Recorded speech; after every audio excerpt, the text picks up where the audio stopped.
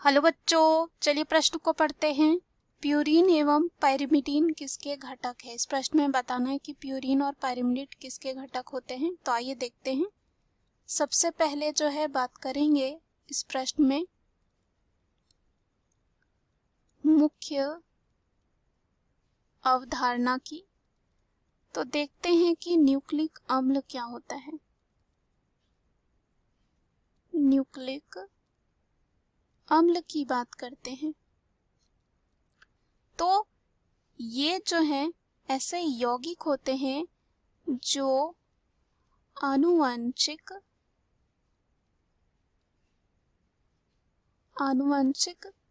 सूचनाओं को परिरक्षित करते हैं एवं कोशिकाओं के अंदर प्रोटीन संश्लेषण की प्रक्रिया का अनुलेखित व कह सकते हैं अनुवादित करते हैं, जिसे कहा जाता है न्यूक्लिक अम्ल। न्यूक्लिक अम्ल जो होते हैं जैव बहुलक होते हैं। जैव बहुलक होते हैं जो न्यूक्लियोटाइड के बहुलीकरण से बनते हैं।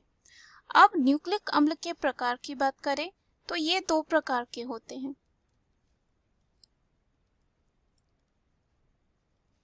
पहला जो होता है उसे कहा जाता है डीएनए।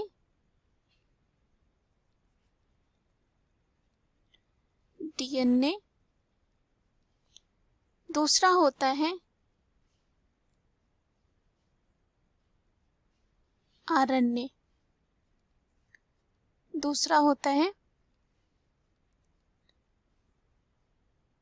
आरएनए।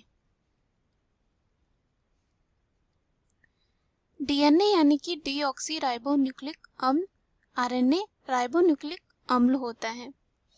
अब डीएनए जो होता है केंद्रक, माइटोकॉन्ड्रिया और हरितलौह में पाया जाता है, वही जो आरएनए होता है या कोशिका द्रव में पाया जाता है।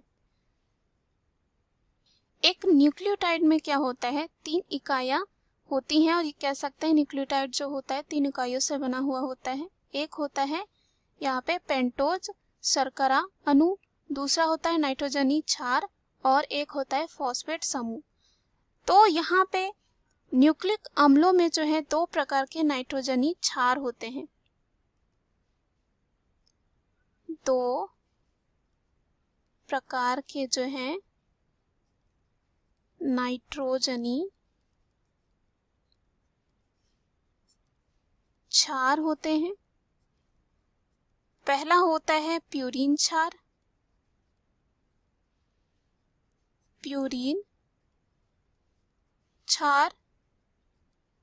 दूसरा जो होता है उसे कहा जाता है पायरिमिडीन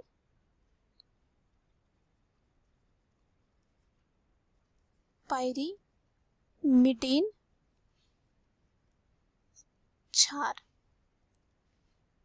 अब बात करते हैं प्यूरीन क्षार की। तो इन नाइट्रोजनी क्षारों में जो है प्यूरीन वलय होता है। क्या होता है? प्यूरीन वलय होता है। प्यूरीन क्षार 2 होते हैं। एक होता है एडेनिन जिसे हम ए से लिखते हैं, दूसरा होता है गुआनिन जिसे हम जी से लिखते हैं। पायरिमिडीन की बात करें तो पायरिमिडीन में ये देखा जाता है कि ये जो है इनमें पायरिमिडीन वलय उपस्थित होते हैं और न्यूक्लिक अम्लों में जो है 3 पायरिमिडीन क्षार होते हैं।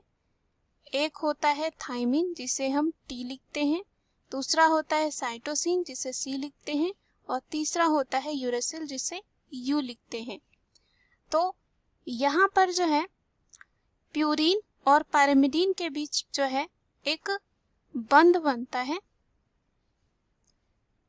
डीएनए में जो है यहाँ पे यूरेसिल नहीं होता है, वही आरएनए में थाइमिन नहीं होता है, यूरेसिल होता है। तो यहाँ पे एडेनिन जो होता है वो बंध बना सकता है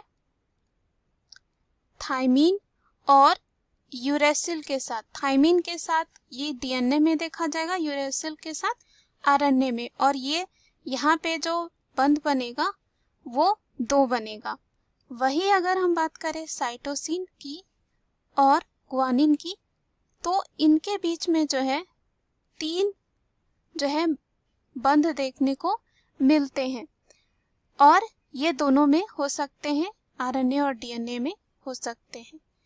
तो यहाँ पे इस प्रश्न में बस हमें यही पूछा गया है कि प्यूरीन एवं पायरिमिडीन किसके घटक हैं।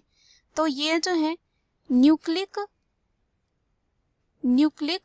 अम्ल के घटक होते हैं, हमने देखा। मुख्य अवधारणा के आधार पर हमने सिद्ध कर लिया है कि प्यूरीन एवं पायरिमिडीन जो है न्यूक्लिक अम्ल के घटक हैं।